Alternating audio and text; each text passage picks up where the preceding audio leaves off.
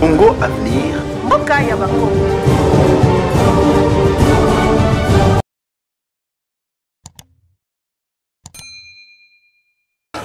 Kombonani Mutombo Ilunga. Mutombo Ilunga. Obotami wapi? Obotami na Kinshasa. Né à Kinshasa. Kinshasa te. Kinshasa. Né à Kinshasa. Date. Le 3 septembre 1985. Le 3 février 1985. Comment est Tatana? Ilunga. Ilunga Pierre. Azana bon moto. Bon maman. Bon. Azana bon moto. Ok, vous avez originaire du village.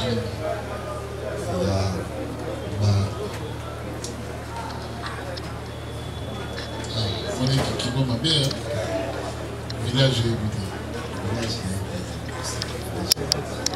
Village la Kassanga. Village la Kassanga. Ok. C'est un territoire. Territoire d'Ibaya. Territoire d'Ibaya. Province. Kassai Central. Kassai Central. Ok. Vous êtes volontaire il y a quelle année? 2009. Volontaire 2009. Depuis quelle année? 119 312 567 461 4.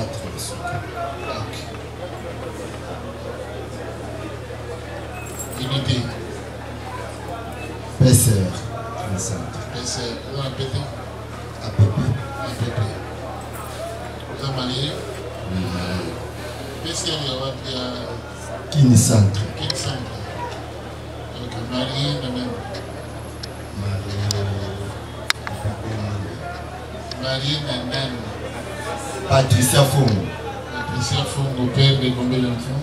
5 enfants. Père de 5 enfants. Domicile où? Bibois. Bibois. Fini?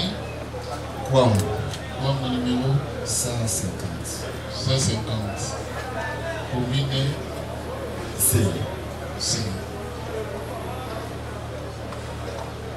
Tourner la cimentale va prévenir le minus. Kanga.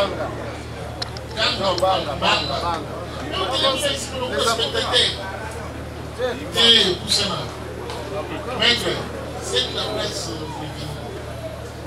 qui m'a dit bébé.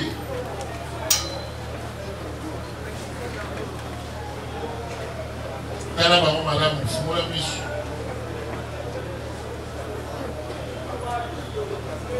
Tali ba. Oui,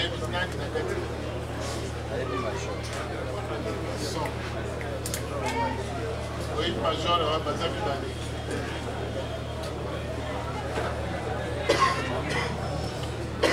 Le son. Major, je sais pas si. Va bien. Oui, major, c'est pas ça. Oui, bien, on a un peu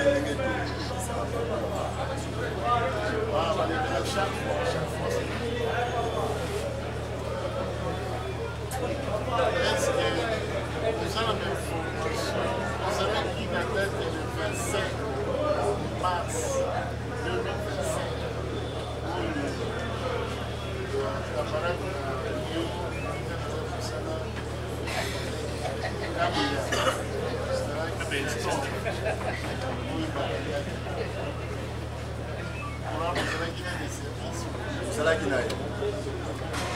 la Rio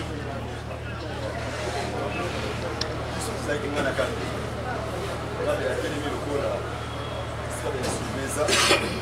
Bana telemi lokola awa. Amoukiage avec makasi. Omoni ba spinter. Bazo à s'ensigner. Mais on va dire kozongisa bango bazonga na sens normal. Alors kozongisa bango, on peut soutenir ça la ligne. Protège Zoya. Protège comme bembe. Bébé baba spiter baba niko ba pota ça c'est normal mais suite pour les cas suite parce que barrière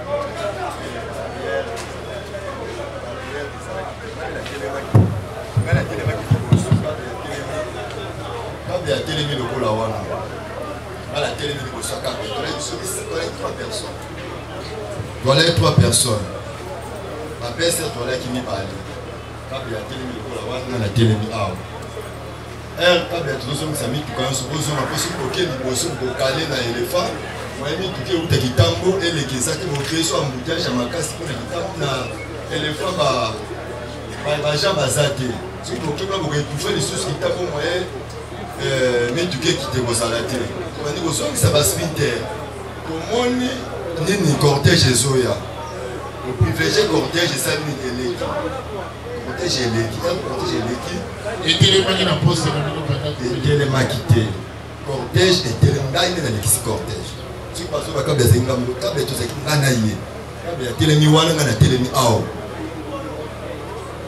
Pour les qui s'y cortège de poste, ngai. Ngai to na wika mtaso baboti kanzela. Ndagi na arme lourd mag. Nicolas mutuka boti kanzela na yo kié aso le kanini agent na bomba qui te kwa benda libe. Messieurs, et ya messieurs na yo kité. Ngala yo to aso baboti kanzela asa ko pembe nanga. Aleki suti bandi koleka. Eleki sili kabe ya ebisingai na ke kolia. Telema kabe amuta e bomba leki. Kamwe monsieur na ndenge na simate kabe ya ebisinga na ke kolia. Na mbouteillage ya makasi. Ngala pekisa pisi ko kolia te. Esprit boy. Kabe ya kei a super bilo. Poste de garde douane a super badinga bana kolia.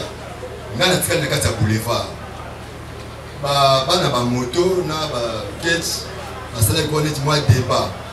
Bendi bango mopanzi abandi kosona bankabe ya moni neta mbouteillage makasi ayi kozonga na prince akangi susu nzela bana telemi lokola na mwasi kabe ya kangi susu nzela abandi kolekisa bitu tous toka bala moko bakanteni civil ba rapprocher les bakangi kabe tali kuna na bandi ko nini oyo ndeko mosusu alaki na teni otosaki ne wana saki pembeni. Major a télémi na séparateur. Awa mudoma zate. Te wana zalaki ngambu na biso. Awa zate. Major a télémi na séparateur. Kombo na ye Tambwe. Ya zate. Ma est-ce que on comprend que ça major a télémi na séparateur. Tout le monde qui suitité, tout le monde qui chipité, tout le monde qui a banuka ngakabe banuko benda. Ndeko wana atuni. Vous avez sali nini alinga pusana babimisi GP babrake soko pusani to kokanga yo na yo ndeko azongi sima babendi ye batira ti bandi ko beta ye ba lokende na ye akene vers Gombe vers 16h otikali wana kangi ndeko ndenge ni to le bakangeli ete saki mardi vers 16h informé wa polisi. Mercredi, il a quitté la zaki de repos. Jeudi, il a dit na tuni ndeko ba ki am na bisiko info ya ndeko na biso ndenge nini. Ya bitenga na wuti ipekini. Ndeko wana azate. Na ndenge za wana to ke tipa premier ministre to tuna ba garde na ike ndeko na bataki ye wapi. Ndeko akoti abandi ko sukola. Ngana zui moto ngai moko. Na ke tipa premier ministre. Na komi pe na poste na puté na ba policier. Avec un tennis, moi avec un tennis civil, nous sommes premier lieutenant, na sous-lieutenant. Et pour l'information, il y a des qu'on a pu s'appeler c'est pendant qui mardi. Na so baté boté wapi na lufumu la zate na ibeki na zate aza wapi. Oh ndeko wana kutu le bel premier ministre. Ce qui on me go kende ba kokanga yo. Totaki ye na bitumwe na fasi ya primature. Eza bongo na baluki na bandi ko ya makolo. Bengi colonel na informé na bisi bongo colonel ndeko batunaki ok baketsa ye na auditora. Ndenge ba informé ngai epa ya bagarde wana. Mwasi na epe azalaki wana. Na bisi mwasi na ye ke mobali na yo azala auditora. ça na auditorat. Mais comme on a informé colonel à l'obikaso tinda mutu. Yo zonga na ndako, on a ba cause ndenge ba osani ba osala mosala. Ola les jeudi. Et tout là les vendredi. Réaction montée samedi na tongo. Moi c'est ainsi comme on a ngai nesika mosala. Mais na zeli mobali na ngai na moni été. Ce que ça ndenge ni. Ngana bisi oh, c'est comme ça tout ça la boule. Yo comme un auditorat. So comme un auditorat, nyonso ba koyebisa yo benga ngai. So ko bengi ngai na weba ndenge tokosala. So basengi mbongo to ndenge tokosala. Moi si en commune auditorat ba informer que bato bazalaki a misatu moko akufaki mibale bazana oxygène na kankoko. Moi ça si minzela tina kankoko. Comme azalaki na bébé, moi ya ko tezate. Abengi nga lisusu, abengi nga na téléphone na charge. Azo zwanga ite. Na yeko mona leki ya diakabe aye. Na vati, baso benga yo, zo ma téléphone na bité. Téléphone na teki na charge. Tana au téléphone, ba bengi kuna baso bateko ya kufina ni ba baso bela banani. Eza bongo, na informer ngeko tozalaki na ye. Na yebise sava nga na kena lokanko kolona ye ba oya sobela nani oya kufina. To komi na kanko ko to na soda auditorat. Alaki garde wana ya bato bazana oxygène. Na tuni esiko muntu akwa sobela nani oya kufina. Yes sote oya kufaki wazaka teni ya la police. Ça va tout côté dans total bato ba oxygène. To koti moni ka beazat. To kena mort. Apesi biso kombo ya kabe jamais. Ala kabe ya bande ko bela te kabe ya kufa ndenge nini. Yo soto di toba expliquer kabe ya kufa ndenge nini. Biso c'est que ko bete kabe ya bité biso to bete c'était. Bete ndenge ba biso to bete raté no titoba. Eza kabe ya te. C'est que vous changer kombo eza kabe ya te. On habiter. Bon pesa biso $10 pour otale bembe na mort. Ça na $10 te leki ya kabe ya misi 10,000 francs. Pesi bango. Telemi Otimam Atali Kabeya Kufi so c'est Kabeya Kufi nengi bengi mbala moko bakonzina nga na informer babi kande na zalia wana sana moko kankoko wana samedi faire à 10h à 12h na tuni soto di Torah Kabeya Kufi nengi ni c'était Kabeya c'est utaki o chance na lufungula to yé ba lerite biso kuna crime ko bo ekriame to konto tala boye to boucher Kabeya asa mikufeli to suna Kabeya na ba o mi bale ne to na bango na hôpital Kabeya maman to lekisie na mort so Kabeya ko kufaka na bongo ya habité Kabeya mikufeli kuna to yaki na ye wana soda auditorat wala ki garde na bango na zo informer ngai na lika Kabeya informer aussi. Merci beaucoup, merci beaucoup. Comme vous avez dit, président, la carte est bateau, major, apprécié Bakandi Kabeya, mais Babandi Gobeta Kabeya, Babouaki Nakani, Yozomo Nibisu. Oui. Ouais. Parce que Makambo est à la distance. Makambo est à 8 mètres. Donc là, c'est une bimi libanda ya. 8 mètres. Ok. Là, c'est une bimi libanda ya boulevard. Kabeya na côte sur les clés circulation. Elle a linga bima, asilisi pe. Alinga bima, aso ba peta so songa, ne ba rapprocher, ba sala ko ba bazo leka, ne ba kangiye. Ne ba kangi Kabeya. Le problème des internationaux, Bamande abande ko betaye. Nani lokula. Bako bande ko betaye batanteni si deux personnes ba kitaki na jeep, ba zuye, ba boaki na jeep ba ko betaye ba kiti na faire Gombe Gombe. Deux personnes ba ina tennis civil. Deux personnes ba ina tennis civil. On va betaye na o ba ina tennis militaire, tennis la police. bazalaki na ngambo wana moyena yeba bango bien bien bayaki pressé moyena kanga bilongi na bango place wana ezalaki te et puis tozokangela bango tozobeta ye mpona nini asali nini tozoba motif asali te.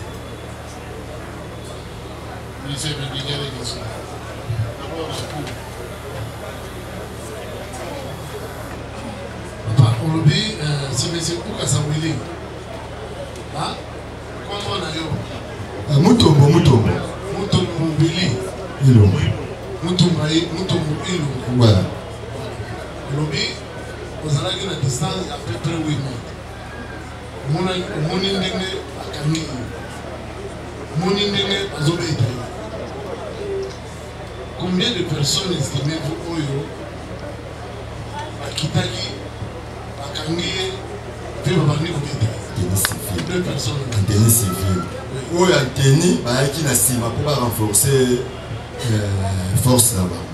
On peut pas bêter qui. On peut bêter qui. On peut bêter qui. Quand tu montes ou bien la bande. On peut bêter la tombolée, la boîte qui est, la catati, parce que bêter, parce que bêter naïe. Si parce que bêter, parce que bêter. Parce que bêter, pour aller gagner au salon de tout épité. Non, on est sur la yo. On est qui n'est pas sur la gare, on est qui n'est pas sur bêter. On le dit. Soyez un gambo koto. Soyez un gambo koto. Là, on va suyer. Participer, tu peux battre Maki. Là, on va suyer, tu vas nous quitter. Par contre, il va t'entenir avec la police, va nous quitter, va toquer. Il faut bêter, il va tirer un chip. Des images à vidéo de la soie quittée. Image à vidéo de la soie quittée. On le dit, il y a des majors. Il dit major. Major, par exemple, major on a tellement un séparateur hier. Ah, tellement un séparateur. Nous tous autres major aux autres qui n'ont pas nini. Asali nini. Si bazolo bakia asala qui est moko, quand bien asala qui est moko. Quand bien tous asala qui est si bango ba mataki. Tous les majors. Ah, muta tous les majors ezali ndeko azaki tenir à la police. Telemi boyena ba kuyamba. Ene ba pourra qui est arme. Tambo. Major a bétalité, major a zaki na séparateur. Qui télé Nicolas séparateur. Ah, sauta la ligne basoka. Major a bétalité. Est-ce que la police doit dire la tenue civile? La tenue civile et batali bato kanki ba rapprocher la tenue civile. Ou la tenue militaire, ou la tenue la police. Ba qui na sima le ba kangi za bazo benda ye. La police n'est pas ici pour.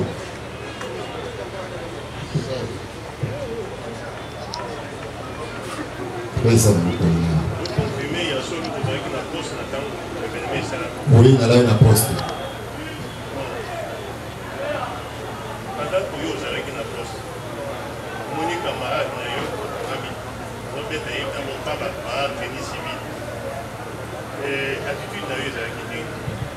Ngai nazo poussa na ndeko mutapusa na ki liboso muto azalaki antenne alinga poussa na ba braquage c'est ça poussa to kamba yo ne ya zone tinga na zwa déjà ba to antenne la police je suis battu la chip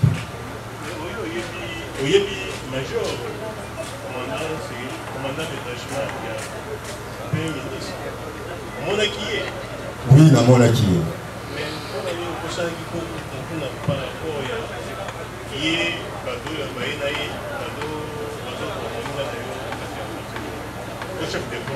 bango bayaki teke basolola na biso basala nini bango bayeni ti banleve mutu bazwi mutu azoregle circulation na kati ya préfet baki te basolola na biso te yatelemi kuna mosika soto wa mosika azopesa baordre ana séparateur ye na biso totikali kosolola te na bango nyonso tosololi te tomonika bakomi kobenda mutu masela pusa epimalenga pusa nene baponake momuso mpe tokanga nayo bayaki basoli na biso te bato bapelakaki mondoki epai ya masa na yo ya kaki intervenir ozalaki combien de mètres na major bon major azalaki na séparateur bango bazalaki déjà na kati ya prince na kati ya prince bazokende na ye vers côté major azalaki mpo batia ye na jipe oyokaki baordre oyo major abanda kopesa na bato na yo bakitaki na oyokaki nini na baordre selo baordre na baki mpena baordre te c'est le ordre na votre ordre tant major avec Nicolas séparateur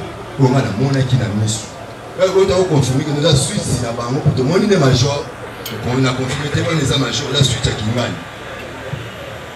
OK tango makambo sala mindengeni tango waki camarade peut-être que je vais d'ailleurs on major attitude naïe on a qui ni ici tango à partir séparateur major là bandi ko ben na ba simis major akiti na séparateur akakoti na jeep akele faire boulevard a éviter que na basala ki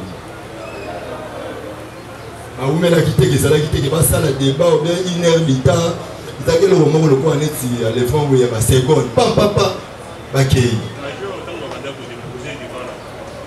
On oublie que les habitudes de vino et de boire au Congola. Dans le premier ministre, est-ce que les abongos ou ça? Premier ministre Azam Okonzi. C'est tout beaucoup à vous la première ministre Nzela. Dans le sens, na tongo avant premier ministre les kanga na zaleki na bango, batinaki bato avant, ba police qui avant. Pour régler ce ça zone là to télé noana bu aleki bakiti na inaba est-ce que avant porter le premier ministre il y a est-ce que la monde il y a une suite avec qui est-ce qu'on a comment il se le premier ministre une embouteillage il y a une équipe d'avance et quoi viser mais pour le monde pour la barrière le ministre avec jamais. Ngai nazalaki donc nalai na suka kabe ya telemi logo la wana type le baspiter to pansi ba on le premier ministre so comme la suite total la suite na musika là demoni le cortège zoya ça signité pour viser cortège wana leka on les autres na cortège qui na tiki cortège ne policier qui te sorte c'est que c'est pourquoi bazo ba mai bali nazalaki wana nazalaki na babeya osiko osiko ma bazo ba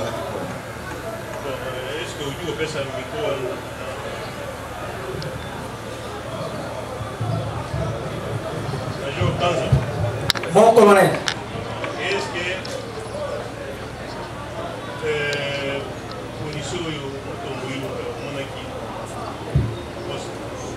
mon colonel, mes respects, avec le respect que je dois, quelqu'un qui m'a épinglé le Komoko. Est-ce mon qui était. Et donc on a qui n'a pas qui s'est allé. Bon, on a déjà et là télinaé ya poche n'engage allé. Et donc on a pas ça quand couvrir moi.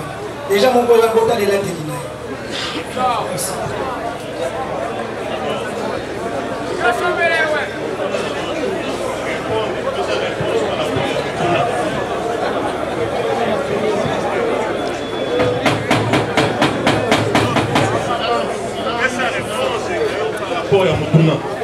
Mon colonel, les policiers à question sur la Binga, oui, parce que presque chaque jour on a pas de GG Mart. Avec certitude, on a chaque jour de GG Mart.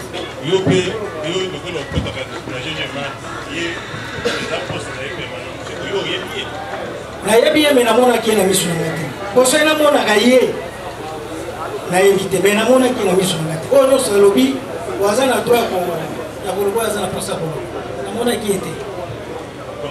Na makambo ya lobby par rapport à dengue oyaki pour enlever ya lobby pour enlever camarade na ye na poste.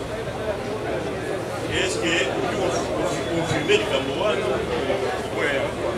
Na boyi yango si tout a utilisé comme opération enlèvement. Boyi yango. Parce que il y a un chef de poste. Il y a un chef de poste. Tant que il y a tant que vous êtes supérieur de poste, pour un chef de poste là. Est-ce que vous Kamboyo et les Kiawa vous avez au courant na yango? S'il vous plaît. Est-ce que Kamboyo et les Kiawa vous avez au courant na yango? Voilà, il demande à eux, même qu'on peut essayer rapport et en dingue et les cahiers. Parce que là, ils sont identifiés, c'est lié à la chef de poste. Mais comme il a posé au chef de poste était. Mon colonel, c'est mon qui était. Posé qui était peu, mon tourne pour la lobby. Est-ce que, comme il n'a pas souvent le chef de poste à Zawa? Mon colonel, nous avons une urgence, on dirait que nous sommes à mon colonel. Je pense qu'il n'y a pas qui a. on associe à la chambre des postes. Mais ce qu'on fait ça, on fait seulement un rapport par rapport à l'incident arrivé. Ngai tant officiel to mona ki kaka mutu azalaki moko ye wana. Amona ki deux personnes te mo colonel, amona ki kaka moko. Donc quelle est la réaction de yo par rapport au ya lobby et au contraire qui camarade d'ailleurs va bandi ko beta ye sur place. Soki ouais la photo. Donc ba d'ici na Dieu ba beta ye. Oyo ba ya tenir si ba hier renfort ko ba beta ye. C'est une réaction de les mon colonel, ce qui a lobby yango akosi. Le col alekaki na réseaux sociaux. A lobby ke ngai, ya lobaki ngai nde na beti. Mais na kama ko misu ngai te. Ngai na beti mutu tia kufi na mimi na moto. C'est que asana ba image abi misanga image. Parce que yo est-ce que on doit reconnaître que yo ndo même qui équipe la police wana. Donc on doit policier wana. Policier wana. Yo mutu même qui équipe na. Oya policier wana na GG marketing. Mon colonel a lobby nazalaki na deux missions. Mission à Liboso ezalaki pena récupérer Motorola na ngako na musala. Ya mibale ezaki ko interpeller les policiers na acte oyo elekaki place wana mon colonel. Est-ce que yo pour la diversion ya bato yo bazalaki na chokuna? Alobi mission au bien c'est qui bango za ko récupérer élément wana. Récupérer. Donc moi j'insiste sur les termes. Les termes de route n'est pas une engagé. Les routes n'est pas une ayomoko. Nandeko yetu saki ba do yo oyaki na bango. Oyo pour récupérer élément wana. Est-ce que doit confirmer yango ou doit confirmer yango? Tango naza koya kokita bango bayebaki na bandela ka na lobby lisusu na lobaki bien que bayebaki te ke natikaki pe Motorola na ngai kuna. Bayebaki loko intérêt. Je pense que na lobaki yango awa. Ezali ngai moko na nebi ke Motorola na ngai etikalaki lolenge otobimelaki. Wana eza mission na yo oyo ezalaki privé oyo oyebisaki baélément na yo te ndenge nesambeli na yo awa nesambeli ya bato oyo ozalaki na bango ntango okiti banani bato bazalaki en tenue civile mission ezalaki ya korécupérer élément ya FSR wana yango elobami awa na kwasi. Est-ce que ozo reconnaître yango? Mon colonel na banza nyonso tu na lobaki. Ok, donc merci. De tirer toutes les conséquences de droit qui s'imposent et développer ça abondamment dans le récit de l'histoire. Vous avez quelque chose? Juste un petit détail. Major Olobi, vous avez la poche naïe. Dans les gars épinglés, vous avez la poche naïe. Papa, dans le cas de Goyata, la rue. Vous voyez, il y a eu ça sur le cours. Vous avez eu ça sur le cours. Poche naïe, ça vient. Bien, parce que nayoka ki mutuna moko bimaki awa ayaki poche ya kokatana. Oui. Yango na lobby bata déjà poche ya ye moko ndenge azali. Est-ce que poche na ye eza ya kokatana ndenge yo ozomona? Yango na mokolo ne. Papa baluka lisusu. Eloko nini yo ozobenga poche? Wana ezali poche. Yango wana. Oya plastique wana. Place batiaka nomine. Boye mokolo ne.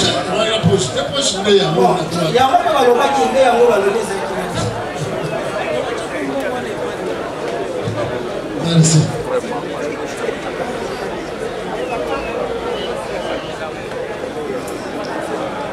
Merci beaucoup, votre honneur, pour la parole accordée. Je voulais, si la Cour peut nous aider à poser cette question aux témoins, ça fait combien de temps il est en poste en détachement là à l'entrée de GG Marthe? La GG Marthe. Vous avez un détachement. Vous avez un détachement de GG Marthe. Ils ont un détachement ils ont parti basalaki Saint-Cynique. Les deux qui étaient là, on a PP, on a biso qui ont plutôt renforcé GG Marthe. Vous avez GG Marthe, c'est une discipline nationale. Qu'est-ce que GG Marthe?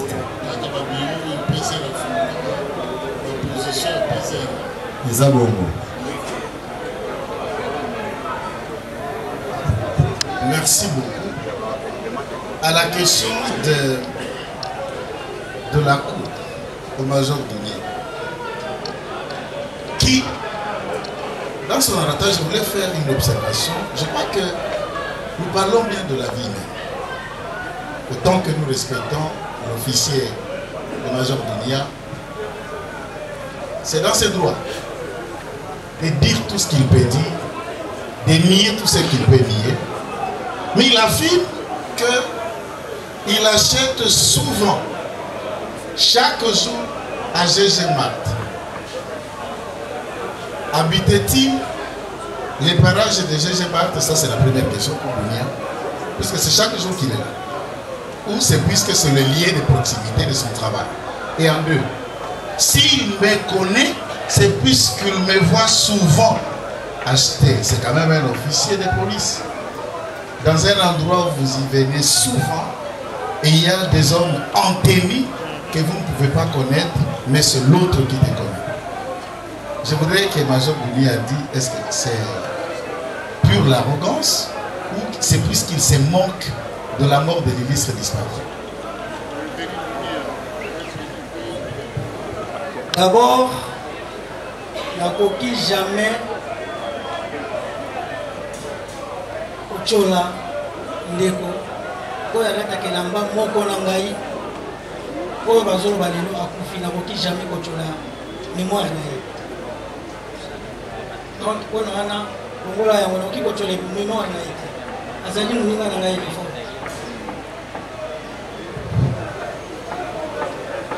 Je suis satisfait.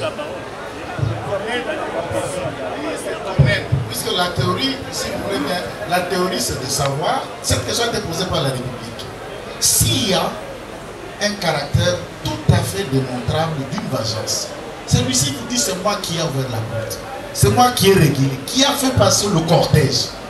C'est important que la cour sache pourquoi en laissant celui qui était, on vient juste s'apprendre à fiston. Ça ne peut pas passer. C'est ça qu'il affirme être sur moi. J'ai régulé, je les ai laissés, c'est moi qui étais. Fiston était là-bas. Et en rentrant de manière claire, on pointe un autre. C'est important qu'on le sache. Peut-être quand il vient acheter, est-ce qu'il y a eu un précédent? Est-ce que Major, qu'est-ce qui s'est passé réellement? C'est un règlement. Nous ici, on commence déjà à réfléchir sur ça, une hypothèse. Hein? Un règlement des comptes. C'était bien décidé, prémédité. Je ne sais pas comment lutter par où, par qui, mais il faut en finir. Et c'est comme ça qu'ils sont venus, c'est ça. Et il est resté là, au séparateur, pour regarder si les exécutants vont bien faire ce qu'il attend d'eux. C'est ça pourquoi je pose cette question, c'est pour aller dans cette hypothèse d'un règlement de compte. Donc là, c'est votre interprétation, vous allez développer ça. Non, la question a été posée pour qu'il me réponde. Oui. Il a répondu. Non, il dit est-ce qu'il le connaît, il se connaissait. Avec lui ou fiston, il se connaissait. Donc la question posée, Major, est-ce que vous connaissez les renseignements ici présents? Mon répété. Mon a été. Nazaka mingi soki na moni ye, namona ka mosusu azaka mokuse peut-être. Nazalaka mingi soki na moni ye, mais yebi ye te. Nazalaka mingi soki. Oyo azali liboso na ngai yo. Ye oyebi ye. Ye namonaka eso namoni ye te, namonaka mosusu azaka mokuse fiston na ye bakati. Mais bazalaka bango mbele na fiston, oyo mokuse ozoloba fiston te. Fiston ozalaki ndinga. Wana mosusu azaka mwa mokuse. Mais parce que bazalaka bango mibale kaka wana. Mais vous avez combien? 3. Vous avez beaucoup de gens qui sont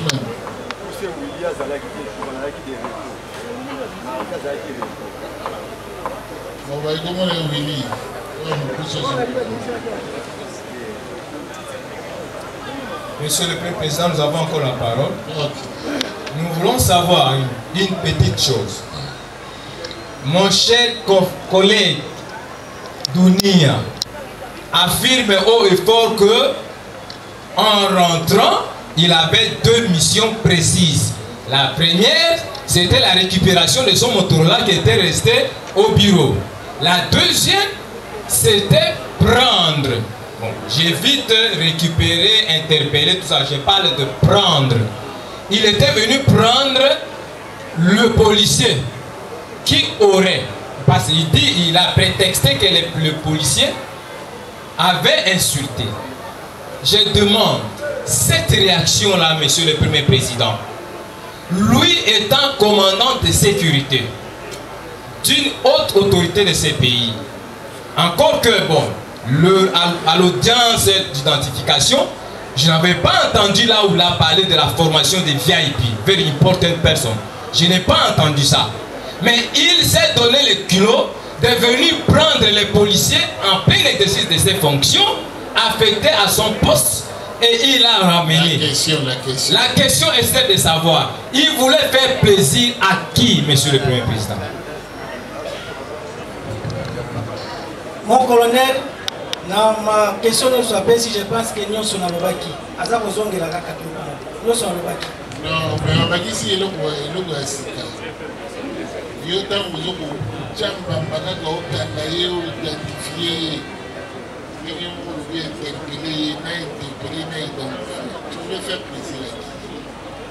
mon collègue, je pense que dans le baki yango, nous sommes dans ngai, et ça pour ça le sentiment ya mutute.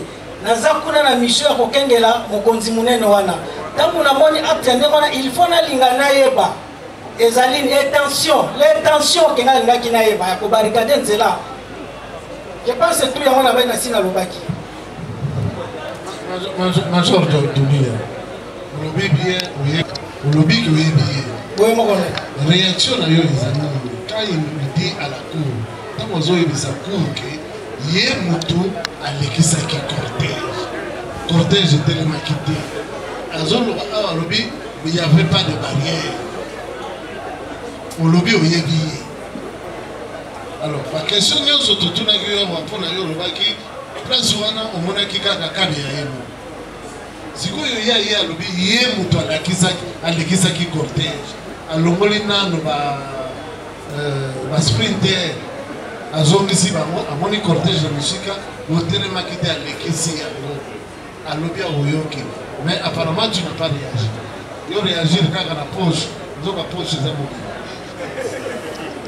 Colonel alobandeli lisusu oyo alobi akosi. Peut-être ezala ntango ya kobima na biso résidence mpona kokende primature là parce que tozalaka na ntongo nyonso tobima totiaka totina déjà équipe moko boye mpona komeka kofungola banzela oui mais na retour ntango toza kozonga mon colonel naza koloba ngo azalaki te soki azali ke baprépare mais azalaki te. Parmi ma prévenir mosusu nani amonaki adjudant na poste lokutaki bato combien na PCR combien na PCR tekaka policier wana moko ye totikali komona ete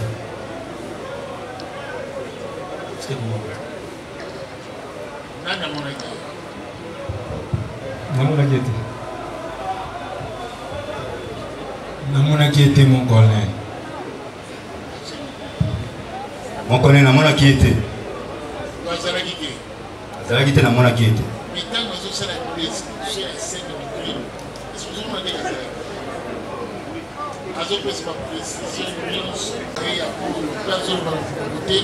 était de service à Boyo, place Bataille, la Carrefour, on a la Jaja Market, place à Sarah.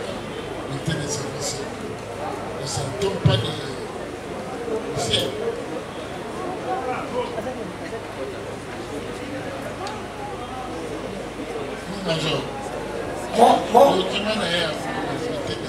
Bandi azalaki awa yango nazoba kazali préparé azalaki awa depuis l'audience bandi mon colonel azalaki te mukanda wana pe soki azalaki nango fiston tangu ba biso nyonso tozala tozala habité de service neti ngai yanga yango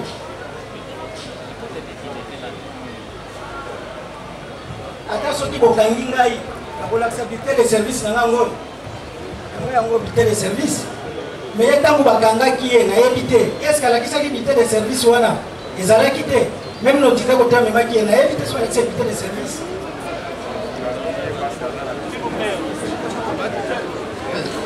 Major Dunia. Mon colonel. Vous allez officier supérieur, n'est-ce pas? Oui, mon colonel. Alors, ma réponse na évité ce que cours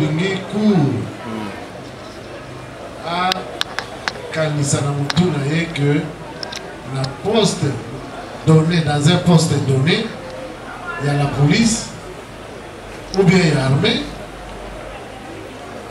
Ce que tu as vu, cas d'espèce, il y a police spéciale de roulage. Donc, la poste Mubimba, police a s'organisé à Teka Kamotomoko Kabe. Yé, Azate, Mouninga na Epewana, Azate. Donc, Mayelo yo zope sabiso ezali tondi make na poste moko mutu akozalaka ye moko. Mais bulletin de service na ye a produire yango. Soki olobiki azalaki awa banda audience bandaki. Mais bulletin de service esalemi depuis le 19 mars 2025. Est-ce que esalemi lelo? Ya bato misato. Sikoyo tondima oyo ozoloba wana ke na poste ezalaka motu moko ou bien na poste bato bakozala ndenge bulletin de service elobi. Na bande lisusu oyo ngai namonaki ezalaki Kabeya, nalobi te ke ye azalaki te, nalobi ke namonaki ye te, namonaki nde Kabeya. C'est votre droit, la Cour ne peut pas vous forcer à changer votre position ou votre façon de répondre. Mais on risque, oui, écoutez.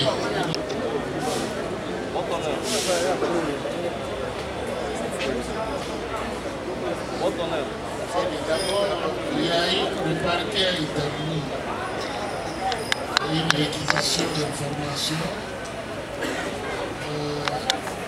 une réquisition à expert que le médecin doit répondre et transmettre l'expertise à la Cour. Et ces données, ces documents va permettre à la Cour de réaliser sa conviction après qu'il soit soumis au débat de la victoire. À part ça, il y a un certain nombre de documents qu'on attend d'écrire ici, notamment les certificats de décès. Donc, ce sont des pièces que le ministère public, partie accusatrice, va se communiquer pour venir verser ça au dossier, s'il y en a. Si la personne est en vue de la cacher quelque part, je crois bien, la vérité va trouver aussi. Alors,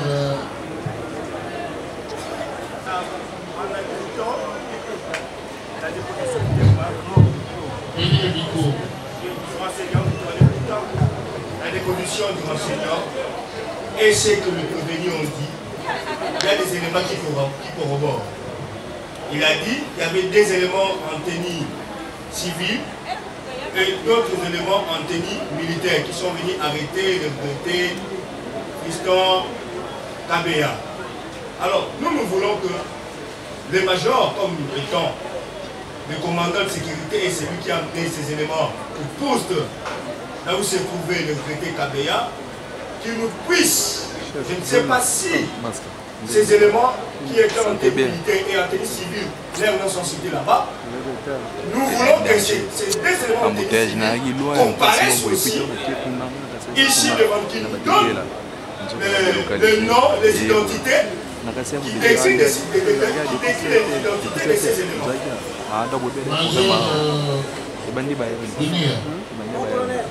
Est-ce que pour ça direct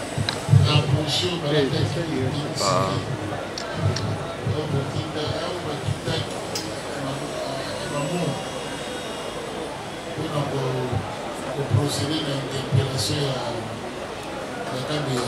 Oui. Est-ce que comment on a parmi les trois personnes que tu citais?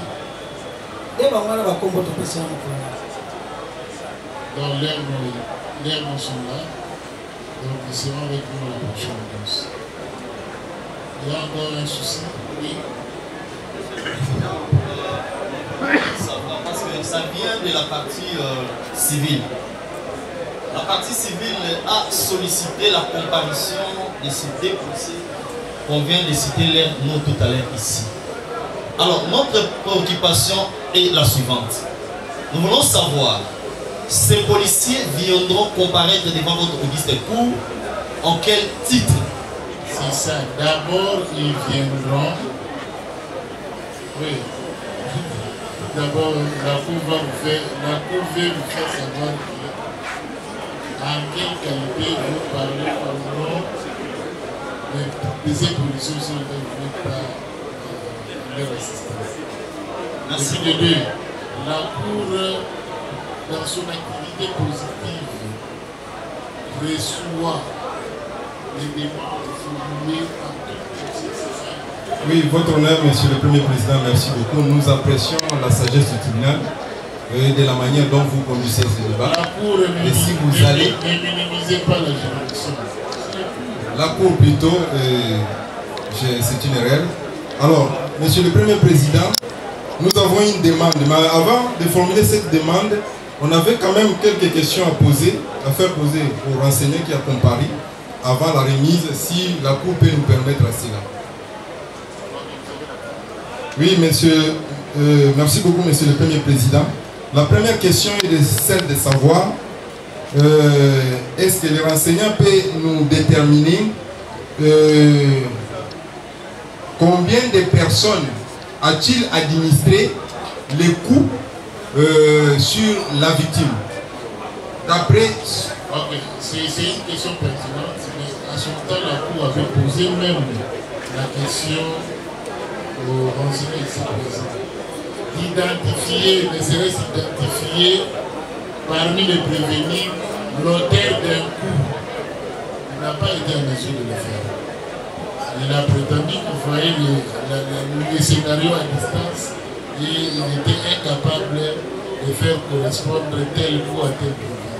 Oui, monsieur le Premier Président, merci beaucoup.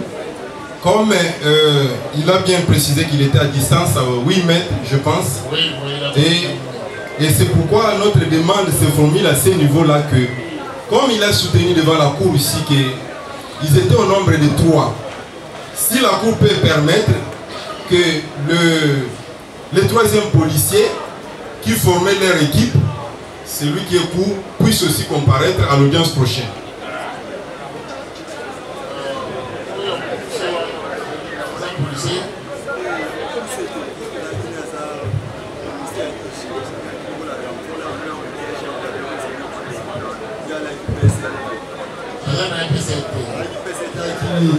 Policier à IG. Il y a 3 personnes. C'est pas comme Bazo Mata. Voilà, 3. Policier à IG. Azakar. Oui. Dans un peu de numéro, il n'y a pas de qu'il fallait mais la comprendre qu'il y a un comité. Il y a un volontaire. Azali. Il y a un droit qui nous a. Azali. Donc, le greffier a été son nom. Tambour Félix. Tambour Félix.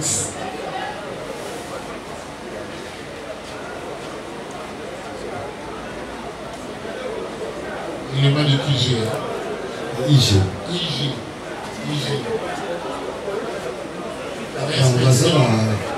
Garde de corps, il y a un général Pachas.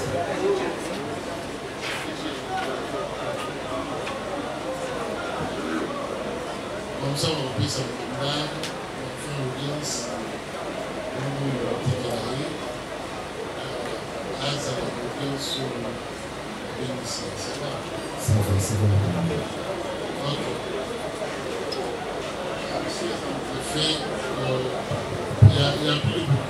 Non, il y a 2 petites questions aussi qui restent pour les renseignants.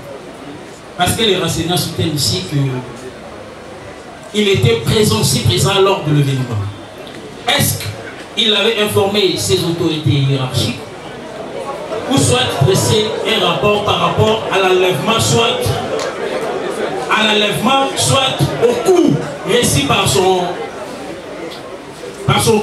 collègue? Est-ce que ça va qui rapporte dans le cas de Rabeti, Bakangi, Banlevé, Yo, ou ça qui rapporte dans chef de poste dans la conseil de PC? Oui, il y a ça qui rapporte le même erreur à Kenaye, et ni mon conseil, mon colonel, à Suka Beawa, à Kanibani Obete, à Kenya. On a tout là. De toute façon, moi, je suis comme maman les athées. Parce qu'il y a une distance, parce qu'il y a une ministre. informaki la police. Ok. Oui, il termine d'abord. Deuxième question. Merci, Monsieur le Président. Dans la vidéo qui circule toute la République, il a bien précisé, c'est le major qui a tabassé. La Cour n'a pas encore officié. Si vous en avez, officiez là. Merci, Monsieur le Premier Président. La pièce sera versée à l'audience de la remise et on va faire débat. Merci, Monsieur le Président. Ici, le renseignant avait précisé qu'il était loin. Gardez votre question. Merci. Donc oui.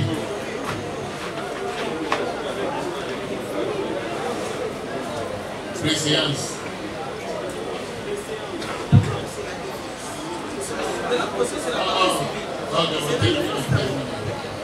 Merci, Monsieur le Premier Président. Nous avions suivi les renseignements. Il a dit tout haut.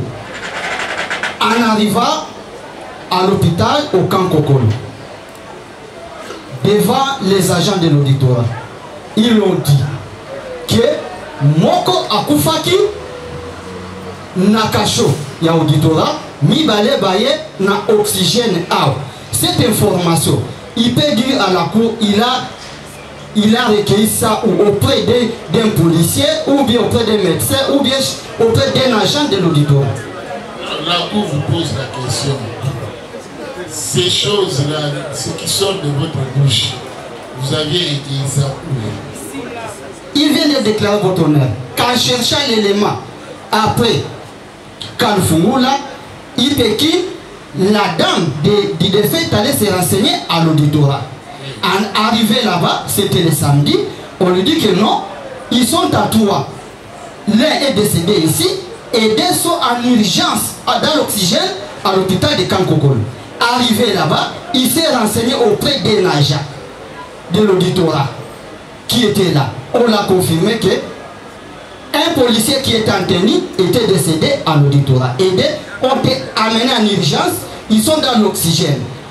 Là, Monsieur le Président, nous vous renvoyons toujours dans la logique du ministère public, cherchant à masquer une vérité votre honneur.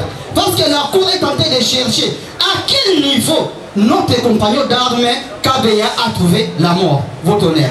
Et là, nous allons dire que les compagnons d'armes, les regrettés, étaient décédés au cachot de l'auditorat, Monsieur le Président. Et que le ministère public, doit nous dire du mardi jusqu'au samedi, où étaient-ils les regrettés Kabeya? À l'hôpital ou bien à l'auditorat? Nous avons dit. Ok, comme vous persistez dans votre... Ça, c'est la première question posée au début de l'audience. Quand vous persistez dans cette thèse, dont la Cour ne va pas en faire une obsession, mais vous conseillez plutôt d'introduire ça, d'inclure cette position ou cette prise de position dans votre ligne de programme. Certainement, vous avez fait une réponse. Oui, à votre honneur, non, c'est toujours nous qui avons la parole jusqu'à présent. Juste parce que vous venez d'évoquer tout de suite l'assise de savoir d'où tire tout ce que nous parlons, nous, de la partie prévenue. Donc, c'est-à-dire, à votre honneur, ici et maintenant, le renseignant vient de confirmer que le monsieur, le policier, a été décédé à l'auditorat. Pour confirmer ça. Je vous en prie, votre honneur. Information au Zwaki Erna Kankokolo, la Koutaina Soda et auditorat qui carte. Et malade va une oxygène. Yenda ebisi bisomi balé n'engana les kakabe avec oya kufaki avec un tenni à la police. Kufaki à partir ya auditorat. Yenda l'état qui biso pour toi kotala ye to fumula la porte. Baye batali bazo bouger les sous-soutés. Bazo bouger les sous-soutés. Bazo on va partir sur ba butua na baye na bango na kanko.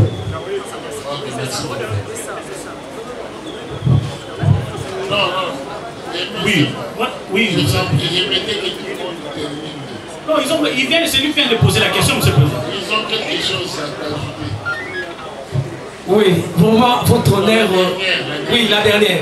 La sagesse dont occupe actuellement la Cour, nous les félicitons. Et c'est là aussi ce que nous voulons savoir. Maintenant, l'officier du ministère public, ayant la connaissance que ce dernier était décédé au cachot, quelle est sa réaction devant la Cour?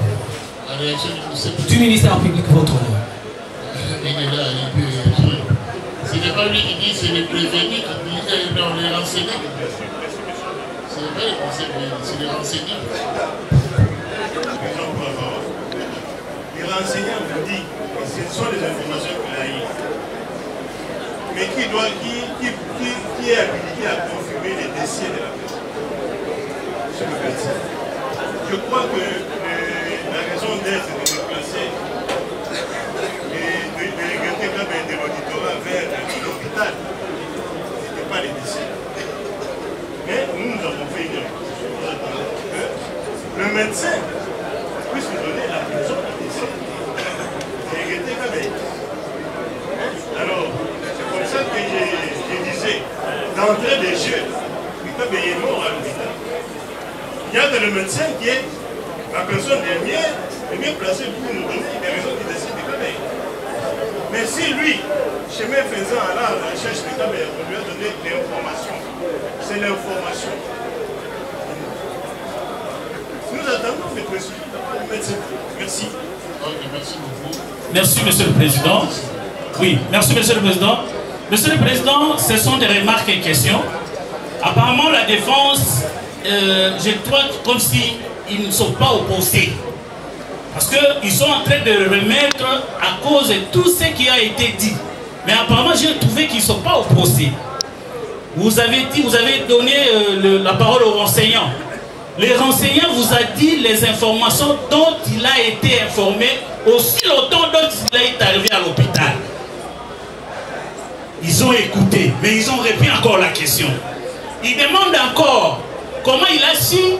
Il demande encore la question au ministère public dont je ne suis pas son avocat. Mais la même question est reposée, mais ils ne sont pas toujours satisfaits. Voilà notre réaction. Je pose la petite question au major. Je voudrais savoir, parce qu'ils sont en train de dire que ces jours-là, ils ont vu que les regrettés Kabea. Bon, moi je voulais lui poser la question. Ces jours-là, dans sa suite, il en avait combien d'éléments avec lui? Ça c'est premièrement. Il en avait combien d'éléments avec lui? Et lorsqu'ils ont fait retour sur le lieu, qu'est-ce qui les a poussés à retourner? Quel était l'objectif? Les voici.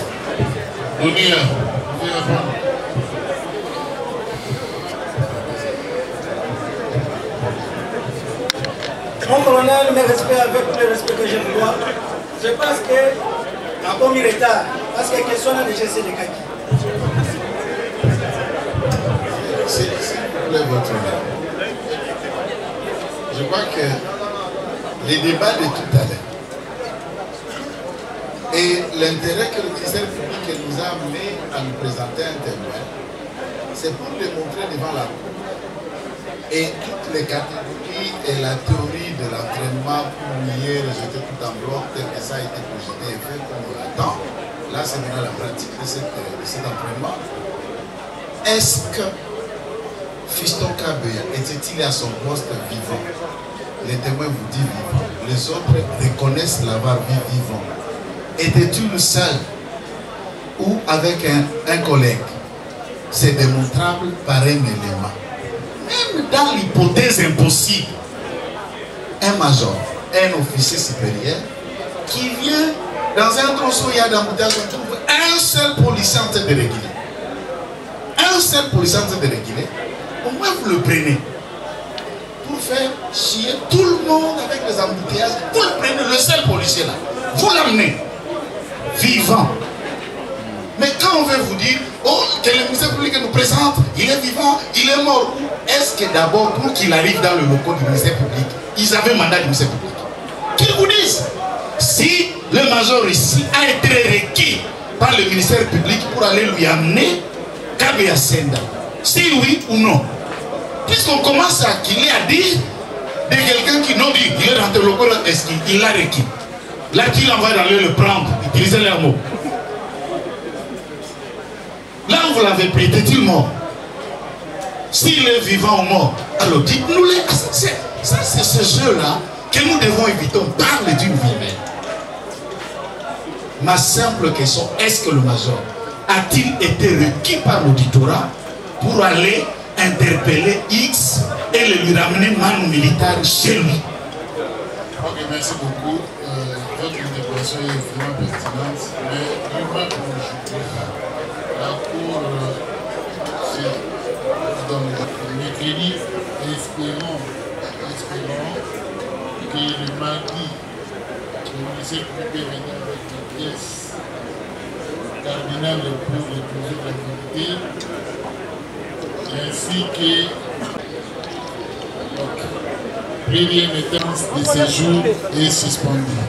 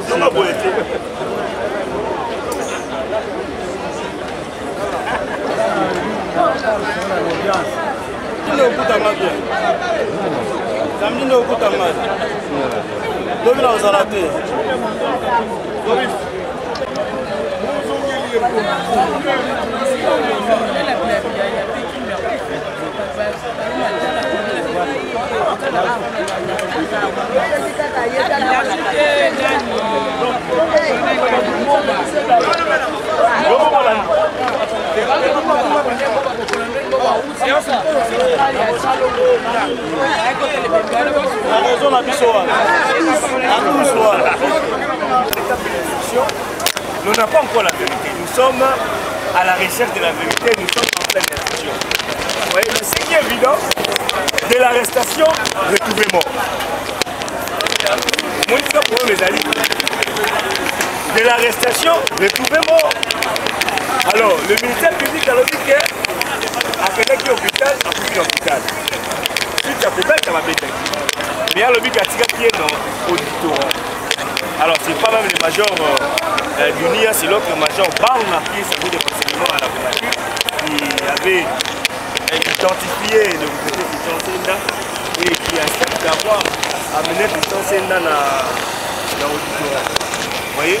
Donc, tout ça, c'est la poursuite de l'instruction, on découvrira le vrai au terme. Mais ce qui est évident, c'est suite à cette arrestation arbitraire, quelqu'un au poste de son travail n'a le droit de faire place à poste du travail et ça commandant n'a attaqué place. En deuxième lieu, soit document ou soit pièce à auditeur n'a place. Alors lui il soutient avoir outragé la première ministre,